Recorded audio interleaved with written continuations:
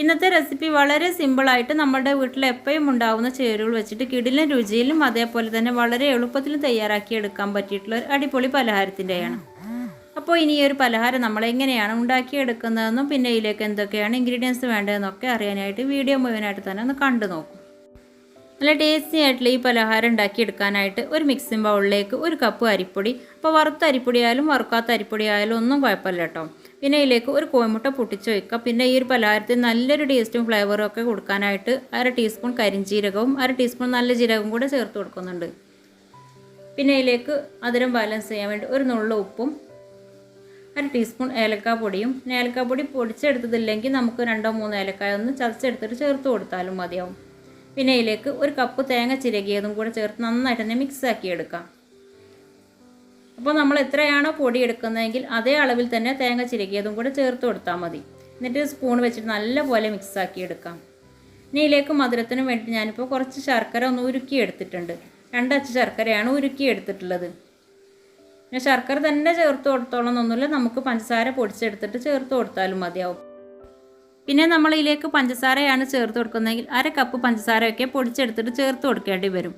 പിന്നെ ഞാൻ ഈ ശർക്കര 2 അച്ച് ശർക്കര ഉരുക്കി എടുത്തിട്ടുള്ളത് 2 ടേബിൾ സ്പൂൺ വെള്ളം ഒഴിച്ചിട്ടാണ്.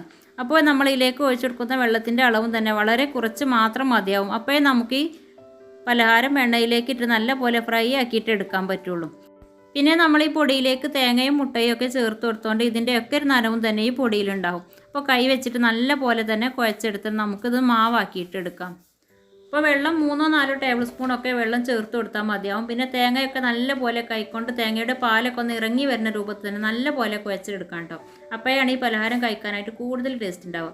അപ്പോൾ ഈ ഒരു കൺസിസ്റ്റൻസിയിലാണ് നമ്മുടെ ഈ മാവ് ഉണ്ടായിരിക്കേണ്ടത്.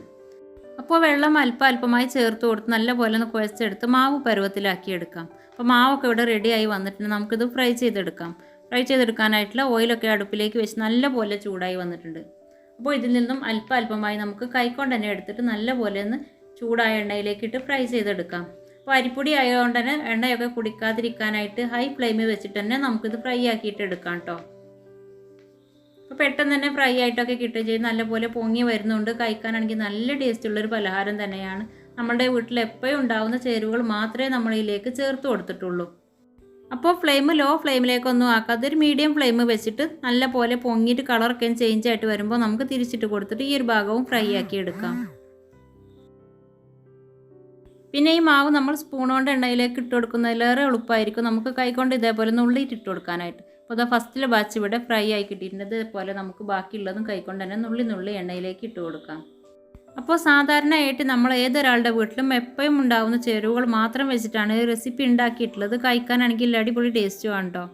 അപ്പോൾ അത് മുഴുവൻ തന്നെ ഞാനിപ്പോൾ ഫ്രൈ ആക്കി എടുത്തിട്ടുണ്ട്. വളരെ എളുപ്പമാണ് ഉണ്ടാക്കിയെടുക്കാനായിട്ട്. നമ്മൾ മക്കൾക്കും വലിയവർക്കും ഒക്കെ ഒരുപാട് ഇഷ്ടമാവുകയും ചെയ്യും. പിന്നെ 1 കപ്പ് അരിപ്പൊടി വെച്ചിട്ട് നമ്മളൊരു പ്ലേറ്റ് നിറയെ തന്നെ പലഹാരം ഉണ്ടാക്കിയെടുത്തിട്ടുണ്ട്. അപ്പോൾ ഈ ഒരു വീഡിയോ കണ്ടിഷ്ടമാണെങ്കിൽ ലൈക്ക് ചെയ്യുക. ചാനൽ സബ്സ്ക്രൈബ് ചെയ്യാതെയാണ് വീഡിയോ കാണുന്നതെങ്കിൽ പ്ലീസ് ഒന്ന് സബ്സ്ക്രൈബ് ചെയ്ത് ചാനൽ ഒന്ന് സപ്പോർട്ട് ചെയ്യുകയും ചെയ്യാം. അപ്പോൾ ഓക്കെ, ഇൻഷാ അല്ലാഹ് നമുക്ക് അടുത്ത മറ്റൊരു റെസിപ്പിയുമായിട്ട് കാണും വരെ ടേക്ക് കെയർ, ബൈ ബൈ, അസ്സലാമു അലൈക്കും.